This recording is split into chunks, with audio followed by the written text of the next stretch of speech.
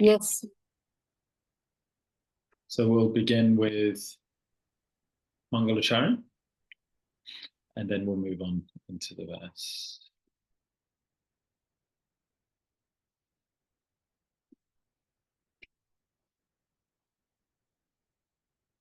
Om Jnanatirmahannasya Gyananjana Shalakaya Chakshur Unmilitam Yena Tasmai Shri Guruve Namaha Shri Chaitanya Manobhishtam Stapitam Yena Bhutale Swayam Rupa Kadamayam Dadati Svapadantikam Vandeham Shri Guru Shri Juta Padakamalam Shri Gurun Vaishnavamscha Shri Rupam Sagrajatam Sahagana Raghunatam Vitam Tam Sajivam Sadvaitam Savadutam Parijana Sahita Krishna Chaitanya Devam Shri Radha Krishna Padan Sahagana Lalita Shri Vishakanvitamscha He Krishna Karuna Sindhu Dina Bandhu Jagatpate Gopesha Gopika Kanta Radha Kanta Namostute Jetam Suruto Pangor Mama Mandir Matergati Matsarvasva Padambojo Radha Madana Mohano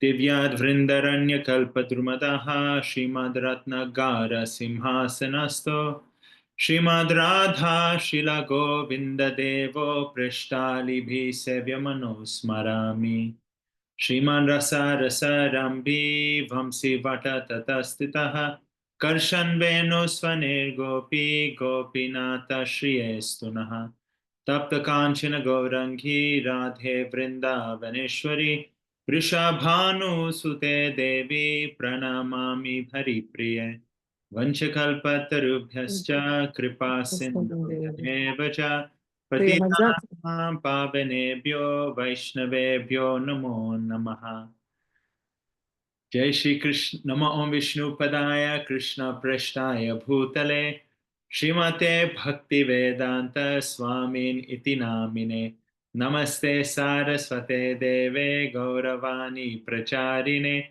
Nirvishesha Shunyavadi Paschatya Deshatarine Jai Shri Krishna Chaitanya Prabhu Nityananda Shri Advaita Gadadhara Shiva Sadi Gaura Bhakta Vrinda Hare Krishna Krishna Krishna Hare Hare Hare Rama Rama Rama Hare Hare Grantaraj Srimad Bhagavatam Ki Jai.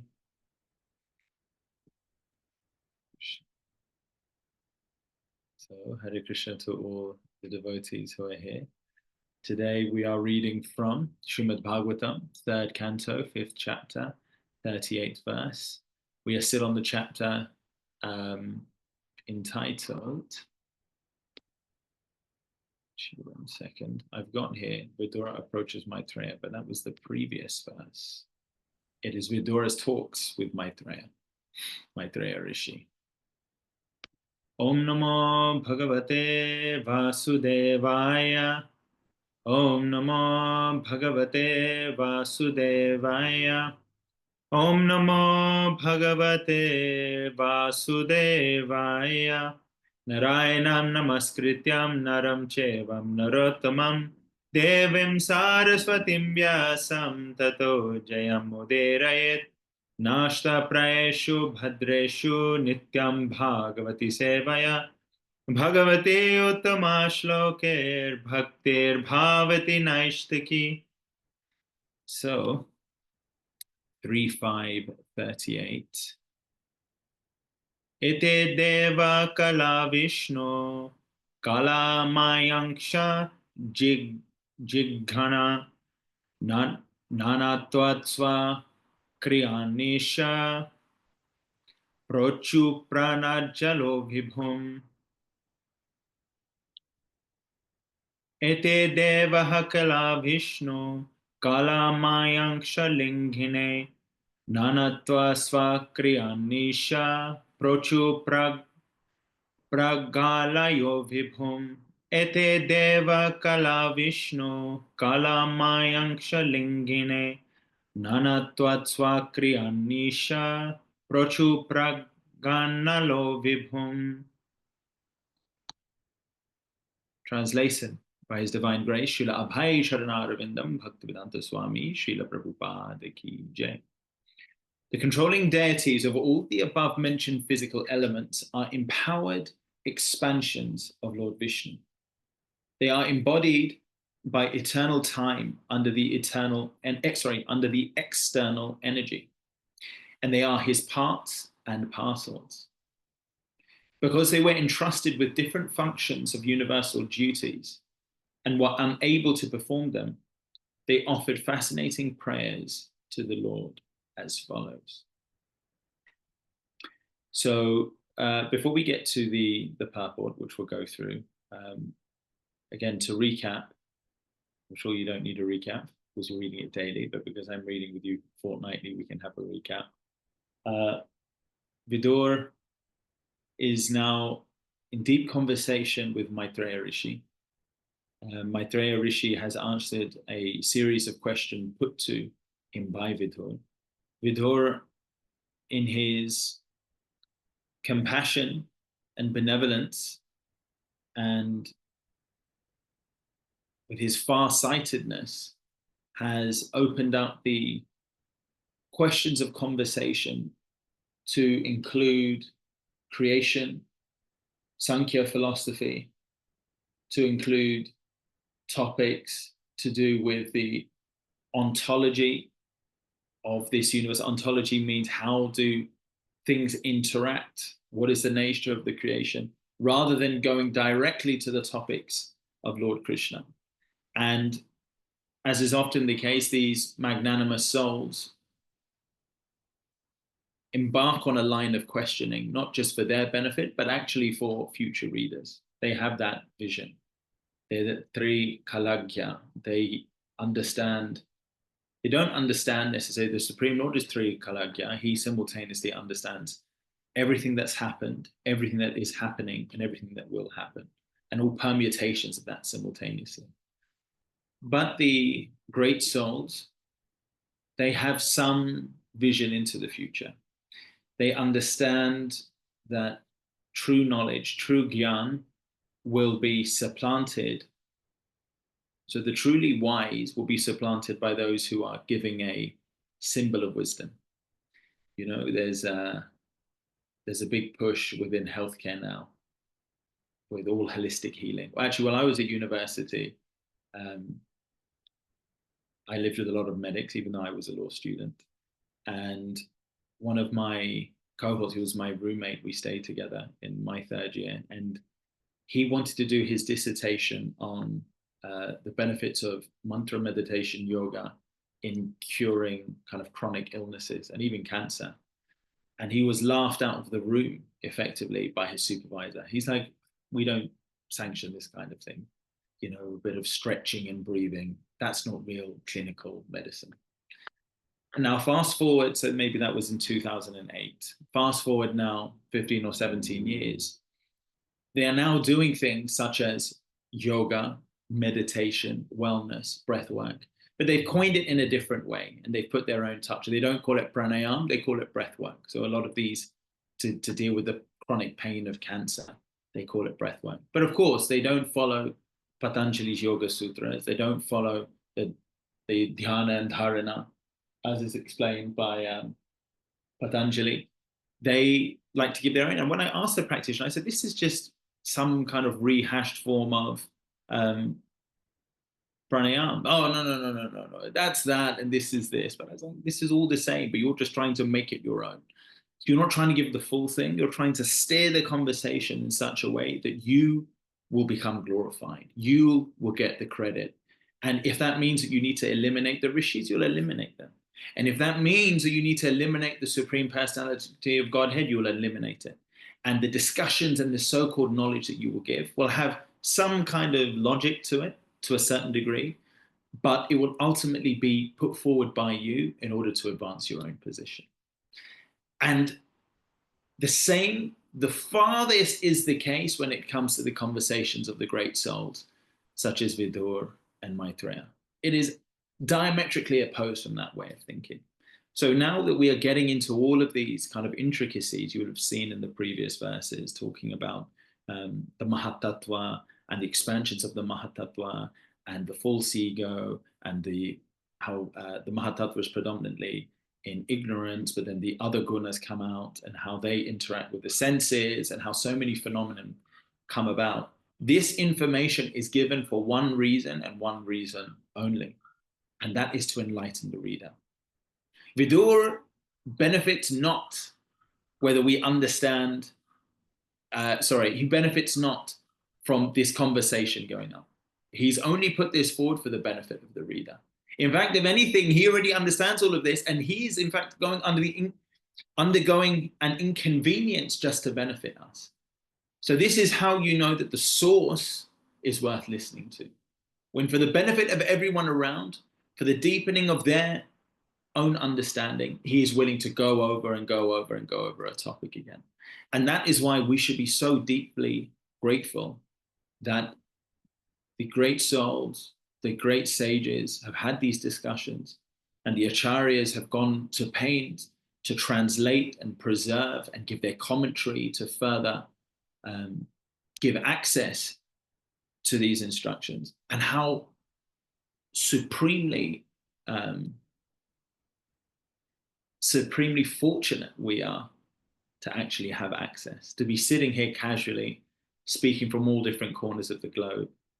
I mean, literally thousands of miles between us, speaking about something which happened millennia, I mean, millions, thousands, and in some cases, millions of years ago. I mean, this conversation happened 5,400 years ago. And here we are all across the planet having this conversation. So we are supremely fortunate.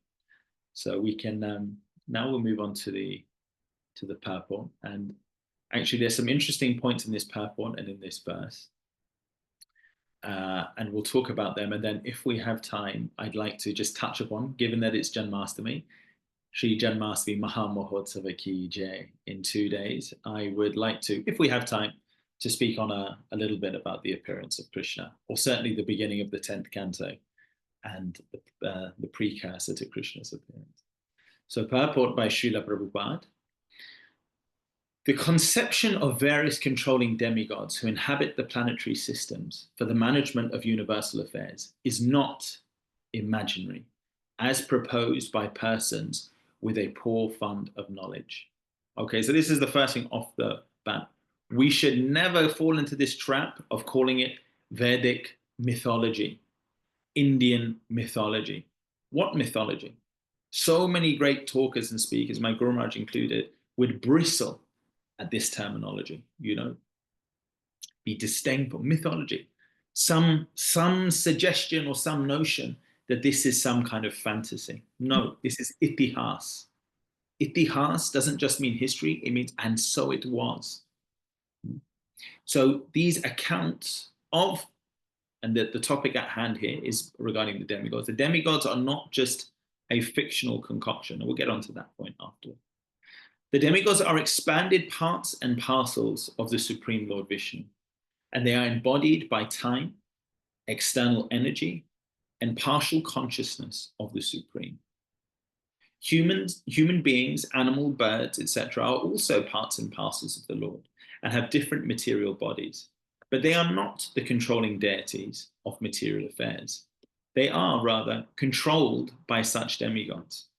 Such control is not superfluous. It is as necessary as the controlling departments in the affairs of a modern state. The demigods should not be despised by the controlled living beings. They are all great devotees of the Lord, entrusted to execute certain functions of universal affairs. So this is a few interesting points here which need to be touched upon.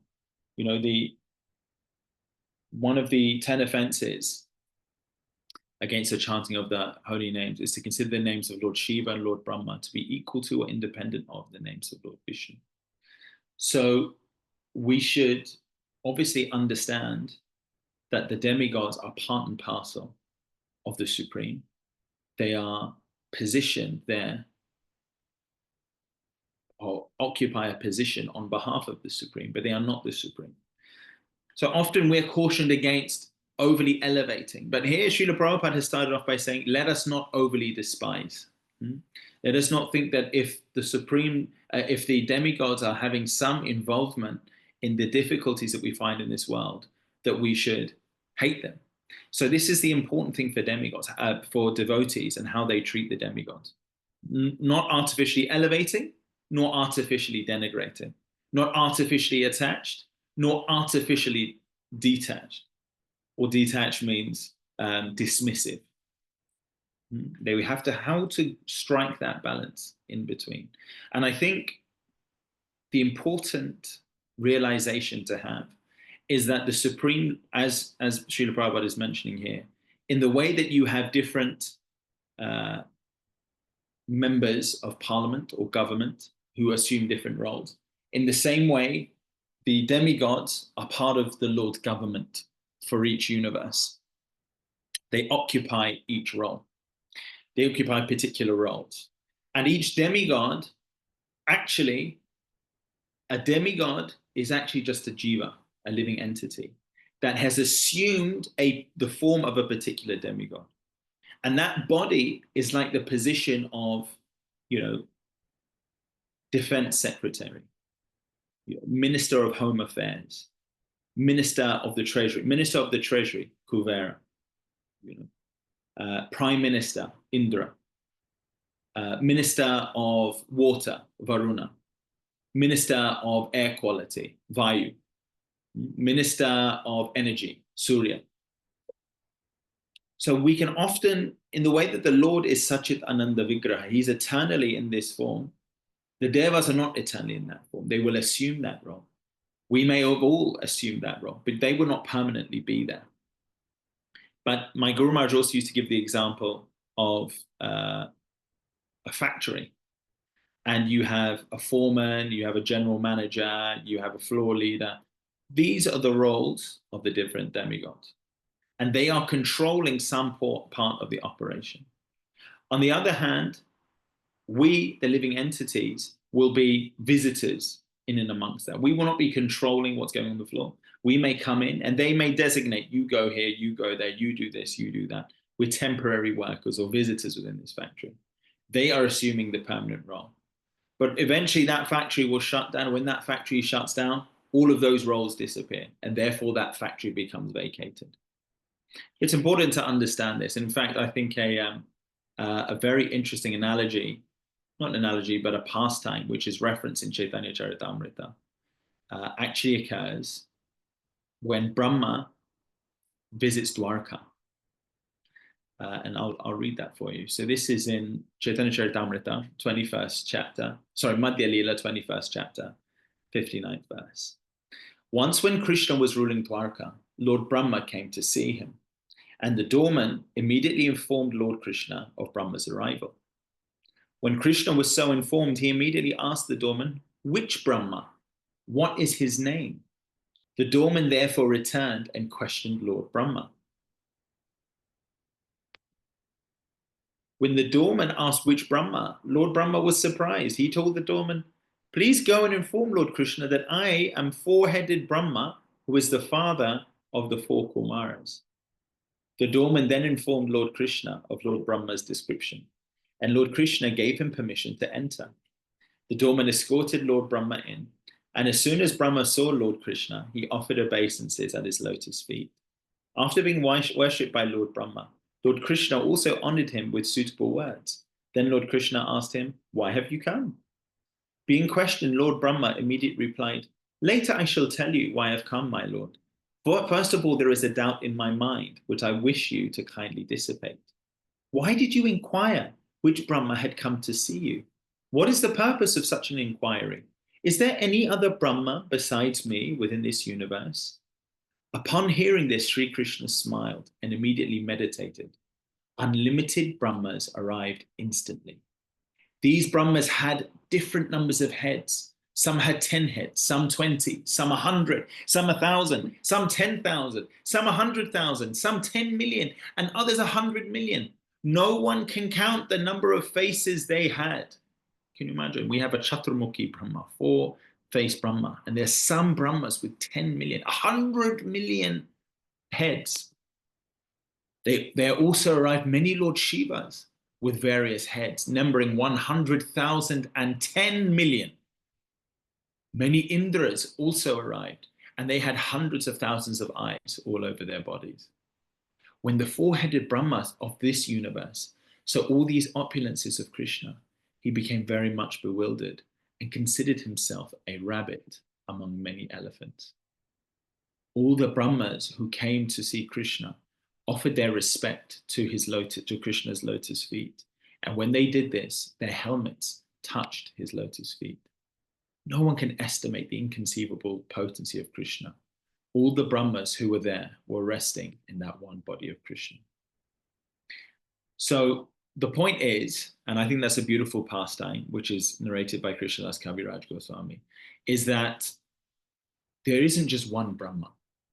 There are unlimited Brahmas with unlimited heads from unlimited different universes who are all coexisting.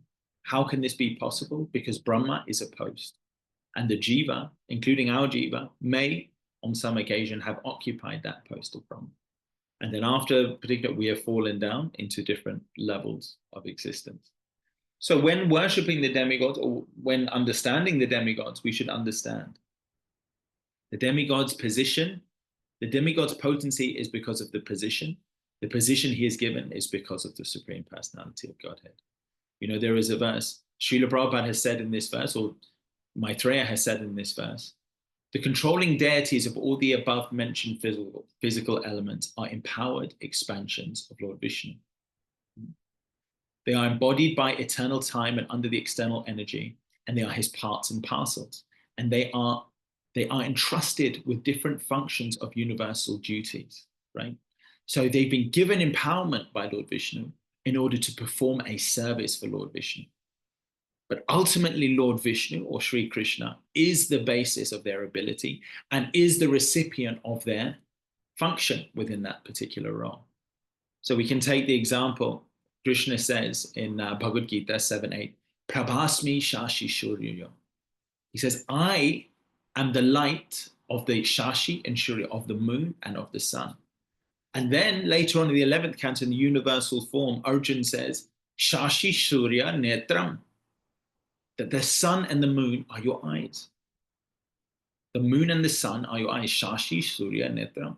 So Prabhasmi Shashi, the light of that, of the sun and the moon, is coming from the Lord. The function, the power, the potency is coming from the Lord. Why? Shashi Surya Netram. So the Lord can observe and empower everything that is going on in this universe. So the Lord gives the empowerment for the Lord's satisfaction, for the Lord's mission, for the Lord's desire. These are the two things that are happening.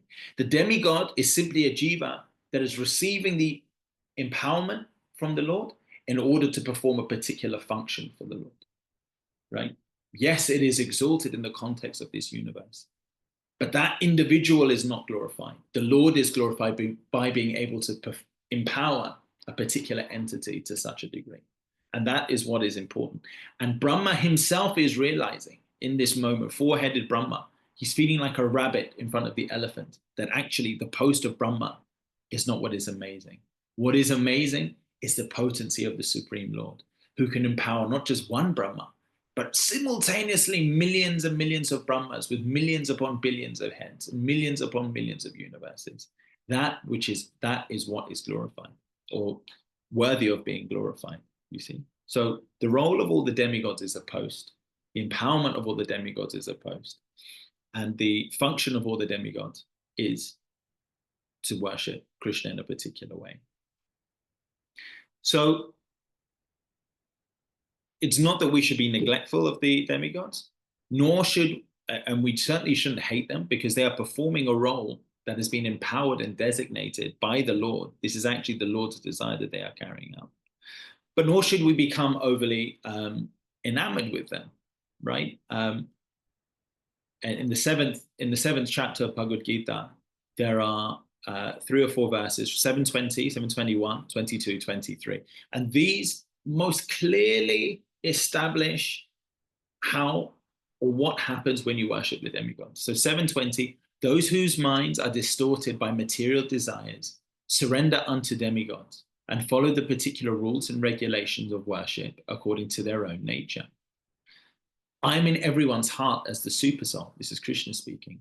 As soon as one desires to worship the demigods, I make his faith steady so that he can devote himself to some particular deity. So even your worship of the demigod is empowered by the Lord, and your faith is empowered by the Lord. But really, the Lord is behind everything.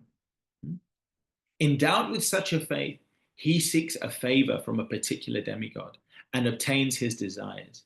But in actuality, these benefits are bestowed by me alone. So Krishna is saying, yes, you may, it's like if I go to the bank manager and I say I need the loan, the bank manager may be the one who hands me the check or signs off the loan.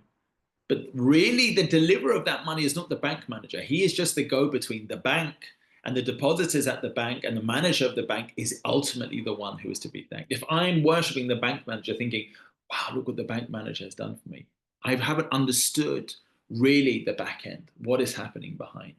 So in the same way, yes, the demigod may be the bank manager which delivers it, but it is actually on behalf of the potency of the Lord that these things are happening. 723, men of small intelligence worship the demigods, and their fruits are limited and temporary. Those who worship the demigods go to the planets of the demigods, but my devotees, Krishna is saying, ultimately reach my supreme planet. So we should realize that demigods are not the ultimate deliverer. However, demigods often occupy different functions. We have Lord Shiva, and the example is often given that milk can become yogurt, and there is no other ingredient in yogurt apart from milk. But while milk can become yogurt, yogurt cannot transform back into milk. It's like a one-way transformation.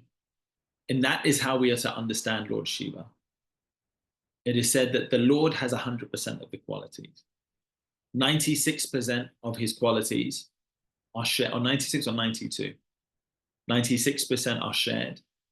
Sri Krishna Swayam Bhag Eti Chamsa Kalau Pumsha Krishnastu Bhagavan Swayam. The original Adi Purusha Ishvara Paramam Krishna. Govindam Adi Purusham Tamaham Bhajami. The Adi Purusha has 100% of all qualities. His expansion Narayan has 92% of the qualities.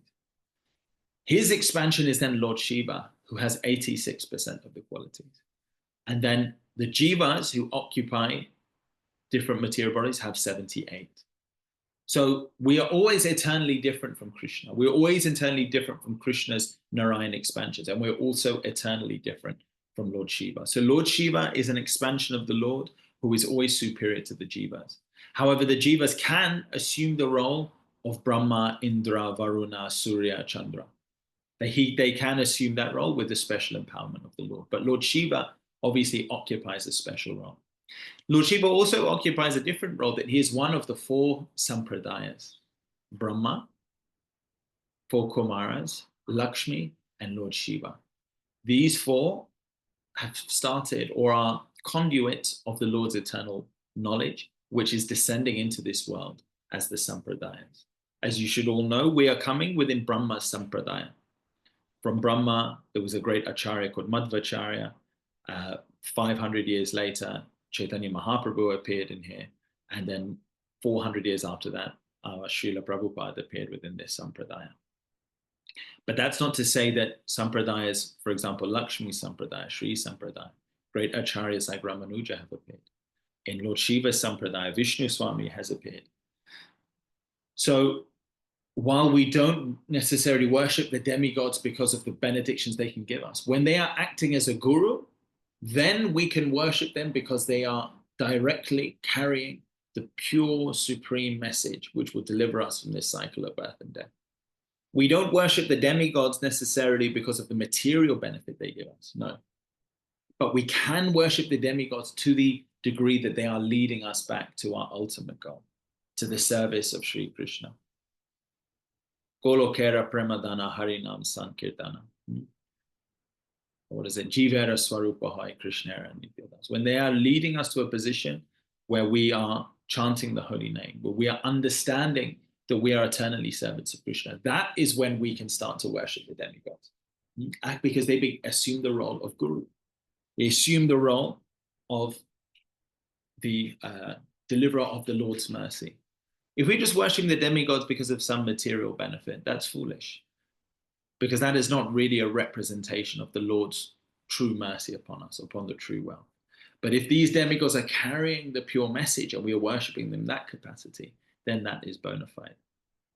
Now, it's interesting that actually, and this is just a side note, obviously we heard in that pastime in Dwarka that Lord Brahma becomes humbled. He becomes humbled by the magnitude of the other Brahmas, of the other Indras, of the other Shivas, and ultimately of the Lord, who is the sovereign and controller of all. But there's another pastime, which I'm sure you all know, when Brahma sees Krishna playing with the cowherd boys, and he's been informed that this is the Supreme Lord. So to play a trick, Brahma hides the cowherd boys, and you see a second of Brahma is a whole year on planet Earth. So Brahma looks away momentarily after hiding the cowherd boys, and he looks back, and all of the cowherd boys are back, and all of the cows are back, and Brahma thinks to himself, "What have I done? I just hid all of these, and now they've all remanifested. How is this?" And then he goes back to where he's hidden the boys and the cows, and they're still there. And then he realizes that this must be the Supreme Lord, who has instantaneously duplicated all of the hidden cowherd boys and cows. And after that incident, Brahma's feeling so ashamed for playing a prank and testing the Supreme Personality of Godhead that he prays to the Lord and he demands that, "May I lose all of this pride, this abhiman and ahankar, false identification and pride, which ultimately stops me from really being able to see who you are. I'm so full of myself that I couldn't even recognize my Supreme Lord. What is the value? I'm the most powerful being in this creation. And if I can't realize my true identity, my true master, my true purpose in this universe, what is the value of being the controller of this whole universe?" So he prays to Lord Krishna, "Please, Lord Krishna, allow me to give up this form and ultimately just have a very unassuming form where I can fully absorb myself in your service." And so when Krishna appears again in the age of Kali as Sri Krishna Chaitanya Mahaprabhu, Lord Brahma comes to worship. And Lord Brahma comes in a very unassuming family, very humble family. He comes in a family which are not even followers of Sanatana Dharma. Very simple background. And he comes as Srila Haridas Thakur.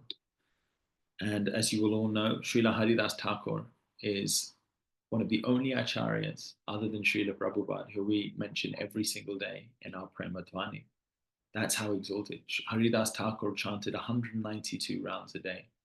When Haridas Thakur left this planet, the Supreme Lord did his final rites, held his body in his arms, did his final abhishek with the tears of the Lord.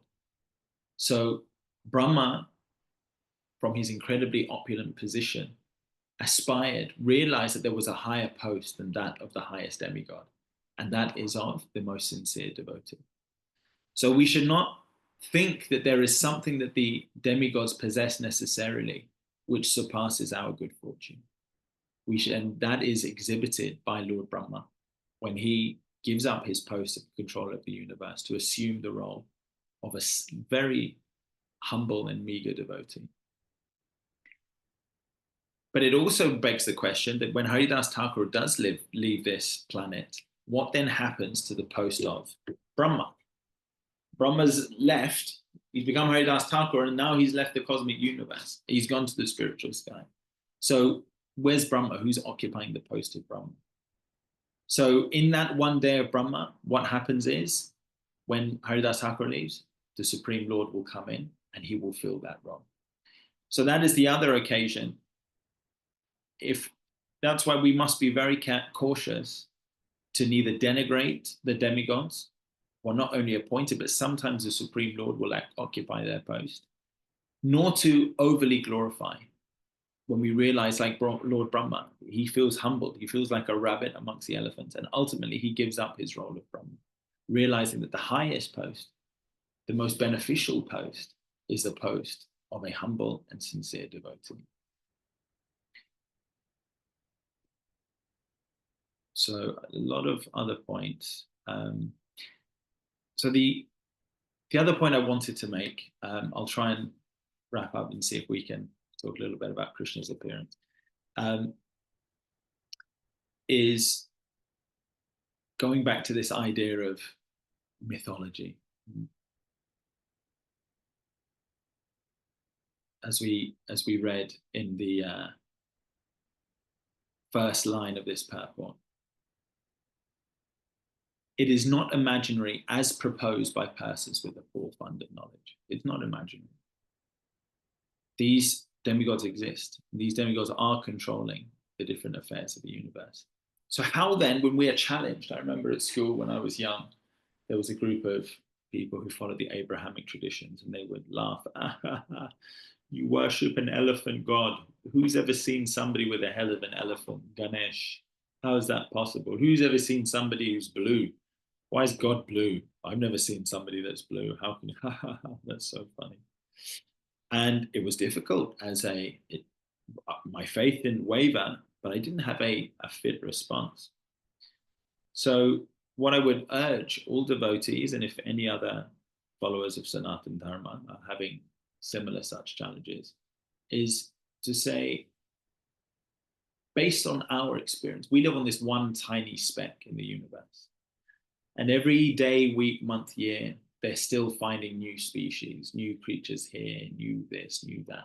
And in fact, they say in the ocean, there are so many unlimited varieties. I mean, the ocean is far larger than the landmass, significantly larger. Maybe 60 to 70% of the world's entire surface is actually in the ocean. And they've barely touched the surface. You find glow-in-the-dark beings that are under there, beings which are almost invisible. They're completely translucent. They flow through, some which can illuminate with electricity underwater. And we also understand in Bhagavatam that there's things like Timingala fish.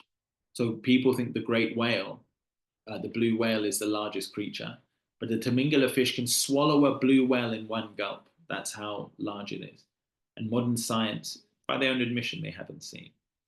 So for them to say, oh, there can't be superior beings in this universe, when we have literally, it's like saying, by looking at one grain of sand in the Sahara Desert, imagine we pick up one yellow grain of sand. And somebody says, yes, there's black sand over there. There might be red sand. They say, I've never seen such a thing. Why are you talking about black sand and red sand?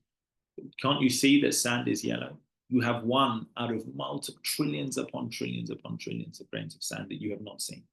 And based on one grain of sand, you're trying to draw a conclusion. Even if you were to systematically go through all the grains of sand that you possibly could, you wouldn't even touch a fraction. So you would still never, even with a lifetime, even with hundreds of lifetimes of counting grains of sand in the desert, would you be able to draw a definitive conclusion. So in the same way, how can you, based on your limited, tiny experience, say what is or isn't possible within this universe? And also within their traditions, Moses is speaking to a burning bush, and Jesus dies and comes back to life, we could say, and his parents have an immaculate conception. We can say, that could never happen. But of course, we understand that there is nothing which is not possible for them. Just because we haven't experienced it, that what is the extent of our experience? Srila Prabhupada would talk about Dr. Frog philosophy. A frog has been in a well. I give this example a lot. I love it. A frog is in a well, 2 meters by 2 meters. And his friend who grew up with him has left and gone to the coast and come back. And that other frog, Dr. Frog, has only ever stayed near the well. And the other frog said, you won't believe what I've seen. He said, wow, but I have seen an ocean, a body of water, which is unlimitedly big. And Dr. Frog said, is it twice the size of our well? He said, no, you don't understand. This is as far as the eye can see from one side to the other, the depth, and it has huge waves and huge creatures which live in it. It's unbelievable. He said, is it 10 times the size of the well? The other Devotee, no, it's uncalculable. He said 20, 30, 40 times, 100 times. He says, no, no. So we can't become like Dr. Frog, using our limited experience to reject what could be out there. We must be like the other friend who is open to explore through seeing and experience, but ultimately exploring through the eyes of Shastra. And if we explore through the eyes of Shastra, we will see axiomatically, self-evident, that all that has been written in the Shastra is true. That doesn't mean that we blindly follow. We should examine, we should scrutinize, we should see if logically it comes together. And then by the practice of sadhana bhakti, we will have realization. We will have that deep sense of, yes, actually, this is the supreme truth. We are accessing a power which is beyond our own physical faculties. Divya Gyan Hriday Prakashito, that eternal wisdom will be revealed within our heart. And when we access that ability, we will see, yes, the conclusions of the Shastra is correct. Not that we limit our understanding like a Dr. Frog just to this limited experience. So if people ever challenge, this all sounds like mumbo jumbo. And they say, prove it exists. I will say, prove that it doesn't exist. Prove to me that it doesn't. No, you can't do that. So if I say, prove that it does, what would a common man do? We say, okay, we don't know. Let's at least be open-minded enough to be able to scrutinize it. We don't accept it blindly, but nor do we reject it blindly. We follow the process of sadhana bhakti, and with a curious mind, an open mind, we enter into it and see, ultimately, axiomatically, self-evident is the only way that we can come to a conclusion. So that's why we should always have, like Srila Prabhupada is saying in this purport, we should never question, we should never doubt, just blindly. Let's finish off this purport. That's important. The demigods are expanded parts of the Supreme Lord. They are rather controlled by such demigods. So the living entities are controlled by such, but such control is not superfluous. It is as necessary as the controlling departments in the affair of a modern state. The demigods should not be despised by the controlled living beings. They are all great devotees, entrusted to execute certain functions of universal affairs.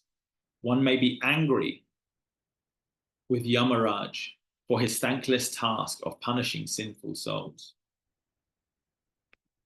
But Yamaraj is one of the authorized devotees of the Lord, and so are all the other demigods. A devotee of the Lord is never controlled by such deputed demigods, who function as assistants of the Lord, but he shows them all respect on account of the responsible position to which they have been appointed by the Lord. At the same time, a devotee of the Lord does not foolishly mistake them to be the Supreme Lord. Only foolish persons accept the demigods as being on the same level as Vishnu. Actually, they're all appointed as servants of Vishnu. Anyone who places the Lord and the demigods on the same level is known as Pashandi, or atheist. The demigods are worshipped by persons who are more or less adherents of the pure processes of Gyan, Yoga, and Karma, i.e. the impersonalists, they're the Gyanis, the meditators, they're the Yogis, and the fruitive workers, they're the Karmis. The devotees, however, worship only the Supreme Lord Vishnu. This worship is not for any material benefit, as desired by all the materialists, even up to the salvationists, mystics, and fruitive workers. Devotees worship the Supreme Lord to attain unalloyed devotion to the Lord. The Lord, however, is not worshipped by others who have no program for attaining love of God, which is the essential aim of human life. So like we said, the essential aim of human life is to worship the force behind the forces of this universe. Why worship the bank manager when the CEO, the control of the actual bank, the depositors of the bank are the ones with the real wealth? In the same way, these are all managers, but who is the power, the force behind them? That is the Supreme Lord, the demigods of this universe. The Supreme Lord is behind them. Persons averse to a loving relationship with God are more or less condemned by their own actions. The Lord is equal to every living entity, just like the flowing Ganga. The Ganga water is meant for the purification of everyone. Yet the trees on the bank of the Ganga have different values. A mango tree on the bank of the Ganga drinks the water, and the neem tree also drinks the same water. But the fruits of both trees are different. One is celestially sweet, and the other is hellishly bitter. Even though Lord Chaitanya was born under a neem tree, and it's very good for your health. But Prabhupada is saying one is celestially sweet, the mangoes, one is hellishly bitter. The condemned bitterness of the neem is due to its own past work, just as the sweetness of the mango is also due to its own karma. The Lord says in Bhagavad Gita, the envious, the mischievous, the lowest of mankind, those do I ever put back into the ocean of material existence, into various demoniac species of life. Demigods like Yamaraj and other controllers are there for the unwanted conditioned souls who always engage in threatening the tranquility of the kingdom of God. Since all the demigods are confidential devotee servitors of the Lord, they are never to be condemned. So I'm going to finish on one other verse. I want to see, it's in, and I think it actually ties in, I think it ties in well with understanding differentiating between the role of the demigods and the role of the Supreme Personality of Godhead. Now, the Acharyas often say that, I don't think I have time to read the whole thing, but what I'll do is the beginning of the 10th canto, the first chapter, Shukadev Goswami asked, sorry, not Shukadev Goswami, Parikshit Maharaj asked Shukadev Goswami a series of questions. Parikshit said, you've elaborately described the dynasties of the moon god and the sun god. You've described the descendants of Yadu. Now, if you will kindly describe the wonderful, glorious activities of Lord Vishnu or Krishna, who appeared in that Yadu dynasty with Baladev, his plenary expansion. Please tell me elaborately about his glories, activities, and character from the beginning to the end of his life. Glorification of the Supreme Godhead is performed in the Parampara system. That is conveyed from the spiritual master to disciple. Such glorification is relished by those no longer interested in the false, temporary glorification of this cosmic manifestation. Descriptions of the Lord are the right medicine for the conditioned soul, undergoing repeated birth and death. Therefore, who will cease hearing such glorification of the Lord, except a butcher or one who is killing his own self? And then he goes on to say, why did Krishna, the Supreme Personality of Godhead, leave the house of his father Vasudeva and transfer himself to the house of Nanda in Vrindavan? He's saying, what happened in the beginning? Where did the Lord, the master of the Yadu dynasty, live with his relatives in Vrindavan? Lord Krishna lived in Vrindavan and in Mathura. What did he do there? Why did he kill Kans, his mother's brother, his mama? Such killing is not at all sanctioned in the Shastra. Krishna, the Supreme Personality of Godhead, has no material body, yet he appears as a human being. For how many years did he live with the descendants of Vrishni? How many wives did he marry? For how many years did he live in Dwarka? O great sage, who knows everything about Krishna, please describe in detail all the activities which I have inquired, and also those of which I have not, for I have full faith and I'm very eager to hear them. You see, Parikshit's not saying, call some demigod to counteract this curse, call this, call that, call the rishi to counteract it. He's saying, no. He's saying, because of my vow on the verge of death, I have given up drinking, I have even given up drinking water. Yet because I am drinking the nectar of topics about Krishna, which is flowing from the lotus mouth of your lordship, Shukadev Goswami, my hunger and thirst, which are extremely difficult to bear, cannot hinder me. Suta Goswami said, O son of Bhrigu, after Shukadev Goswami, Suta Goswami said, O son of Bhrigu, after Shukadev Goswami, the most respectable devotee, the son of Vyasadeva, heard the pious questions of Maharaj Parikshit, he thanked the king with great respect. Then he began the discourse on topics concerning Krishna, which are the remedy for all sufferings in this age of Kali. Srila Shukadev Goswami said, "O your Majesty, best of all saintly kings, because you are greatly attracted to the topics of Vasudeva, it is certain that your intelligence is firmly fixed in spiritual understanding, which is the only true goal for humanity. Because that attraction is unceasing, it is certainly sublime." So actually, the reason that I've brought this up on the eve of Janmashtami is that the appearance of the Supreme Personality of Godhead, Paritranaya sadhunam vinashaya chatuskritam dharma samsthapanarthaya sambhavami yuga. The Lord appears millennium after millennium to remove the miscreants and support the devotees. That's the Lord's appearance. But the Lord persists through the recitation of his holy names and through the hearing, simply by hearing of these appearances of the Supreme Lord from the beginning till the end. Can you remedy all the sufferings in this age of Kali? So Parikshit Maharaj has shown the intelligence. He has gone beyond the advancement within this material plane. He has shown that the worship of demigods is not the solution.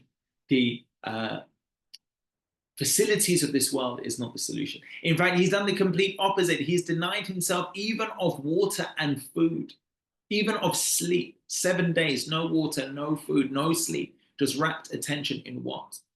In the pastimes of the Lord's devotees and the pastimes of the Lord himself.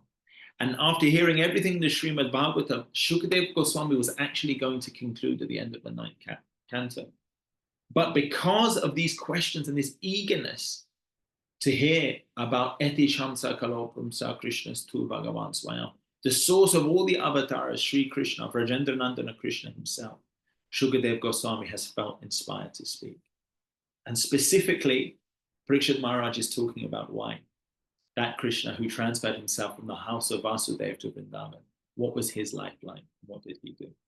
So we should, my meditation to you and my conclusion from this, for this class, is that while we have respect for the demigods, the real respect we show the demigods is their function on behalf of the Supreme Lord to deliver the message of the Supreme Lord and allow the conditioned living entities to reestablish their service with the Supreme.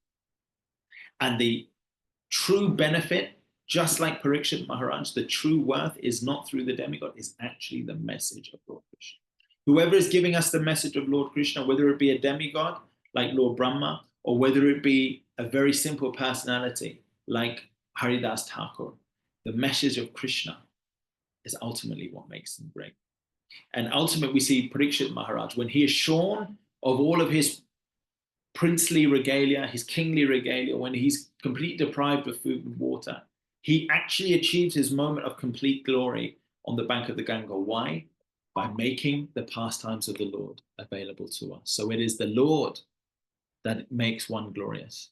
And it is the Lord that will allow us to perfect our human form of life. So that's my meditation now for Janmashtami. If we've got any Grantharaj Srimad Bhagavatam ki jai, Janmashtami Maha Mahotsava ki jai. If there's any, I know we only have a few minutes left, questions, comments, corrections, please. Thank you, Shiromani Radha. Hare Krishna. Jai Jai Karo. Jai Jai Karo. Bolo Hare Krishna. Hare Krishna. Srimad Bhagavatam ki. Jai. Hare Krishna, Shiromani Radha. Hare Krishna. Say Hare Krishna, Mataji. Go on, Jai Jai Karo. Say Hare Krishna, Mataji. Jai Jai. Bolo Hare Krishna. Can you wave? Can you wave? He's feeling a bit shy. So Sorry, didn't want to interrupt. She just wanted to, she's been wanting to give that comment to her Baba since the class started. So I'm going to mute now. Hare Krishna. Hare Krishna. So sweet to see her. She was praying, doing the Mangalacharan so sweetly as well. Very attentive. Yeah, she was. She loves it. You will be giving class next year, Shiromani Radha, and I'll be listening. Yeah, we are looking forward to that. Okay. If there are any questions or comments from the group. Hare Krishna. It's accept my humble obeisance, so good, Prabhupada. I would like to humbly thank His Grace, Krishna Das for the wonderful class on the shloka today. We understood a lot about the demigods. Even if they're controlling the elements, they're still expansions, flawed vision, and they're not different from Him.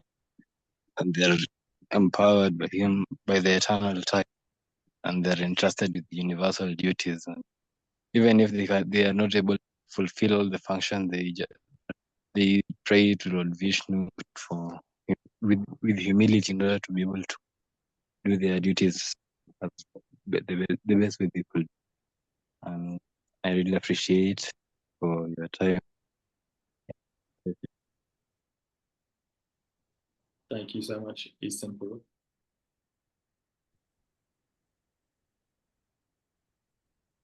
Hare Krishna. Are there any other comments or questions? Krishna. Yeah. Yes, Hitesh Prabhu. Hare Krishna. Hare Krishna. Hare Krishna Prabhuji. Very nice class. Well, just a comment. I was thinking about the purpose of preaching. Sometimes, like, we might understand, like, we have been hearing a lot of lectures, reading Srila Prabhupada's book. We might understand a lot of things, but to convey the same message to someone who has not read Srila Prabhupada books or have not heard any lecture, sometimes we know like they will not be able to understand from our perspective, like seeing with the eyes of Shastra. Like from management, I've understood one thing, the principle of IDA. Try to make someone think. So if I will try to explain from the Vedic perspective, they might not understand. The same thing if an Abraham culture might be a Muslim or a Christian, if I make them think without offending them. Like even our 10 offenses say we're not supposed to blaspheme devotees. From Srila Prabhupada perspective, we know they are devotees. We are not even supposed to blaspheme their Shastra. But still, if we make them think, for example, but even we have not seen angel, we have not seen a donkey with wings, but still, since your scripture says it's there, so we have to believe it's there. So our eyes are material, we can't see them, but if we believe, you say that your scripture says it's there, so it's there. Same, our scripture says it's there, so it's there. Even my smaller cousins used to ask me such questions like, our deities are pictured in cartoon. Their Muslim friends, their Christian friends used to question them a lot. Then my cousins were very, very little, like small, 10 years old, 12 years old, can't give them big knowledge. Then I tried to explain to them, like in Mauritius, we have the dodo bird extinct long time ago. So I used to tell them, have you ever seen the dodo bird? So it's like, no, you only see them in pictures and not in real pictures, but in cartoon. So does it mean that the dodo bird never existed? It's like, no, it does existed. So if you believe the dodo bird existed, how comes you don't believe in what the Shas is explaining about our history? And you say it like, it's not just itihas is not history, but that which was it was so there. It was. Yeah, correct. Yeah, so it was. So little by little, that's the way I try to make people think, be it my cousin, be it Muslim or Christian. The purpose is to make them think, and then they will respect our perspective. Absolutely. That's it. No, thank you. And I think that's a fantastic point. And I'll quickly, so in that 10.1.15, which is where Shukadev Goswami, 10.1.15, Shukadev Goswami, Srila Prabhupada mentions in that purport that Shukadev Goswami has said, because of your attractions to the Supreme Lord, therefore the whole of Kali is going to benefit. Because I'm now going to narrate the deep truths of Srimad Bhagavatam. And in that purport, Srila Prabhupada says, Krishna Katha is compulsory for the Rajarshi, or the executive head of government. However, in this age, the governmental power is gradually being captured by third and fourth class men who have no spiritual understanding. Krishna Katha must be understood by the executive heads of government, for otherwise how will people be happy and gain relief from the pangs of materialistic life, right? So Maharaj Parikshit is Rajarshi Sattama, and Shukdev Goswami is Muni Sattama, the topmost king or saintly king and the topmost Muni. And so and obviously Krishna says in Bhagavad Gita, what a supremely powerful man does, the common man will follow, right? The Shrestha, what the Shrestha does, the other man will follow. So we have to make it a situation. Chaitanya Mahaprabhu wants us to flood this world with understanding of the holy name and of Sanatana Dharma. That's how it was, and that's how it will be in this 10,000 years. And in the way that the whole world, go back 100 years, I'm sure many people on this planet doesn't know yoga. Everyone knows yoga now. Everyone knows mantra meditation. And so if we continue to flood this, and if leaders within society continue to propagate, eventually there won't be a situation, even a follower of the Abrahamic tradition won't understand the concepts which are put forward within Sanatana Dharma. Whether they follow it or not will be different, but we will make it pervasive. So just like you are doing, giving these examples, spreading, proselytizing, we will create that culture shift. And you will see in the coming decades or centuries, at least an appreciation for Sanatana Dharma or an understanding will become universal. And whether people follow or not is another thing. But thank you, Prabhu, you're right. We can't necessarily bring somebody to it immediately or everyone to it immediately. But if we change the overall complexion of the environment, then generally the people's opinion will change also. Because the disciplic succession means the disciplic conclusion. If the conclusion, we can, just like our Vedic culture, many things are inconceivable. Same conclusion, even they know. So if the conclusion I make them understand, it's easier little by little to make them understand other things. That's perfect. Yeah, thank you, Prabhu. Hare Krishna.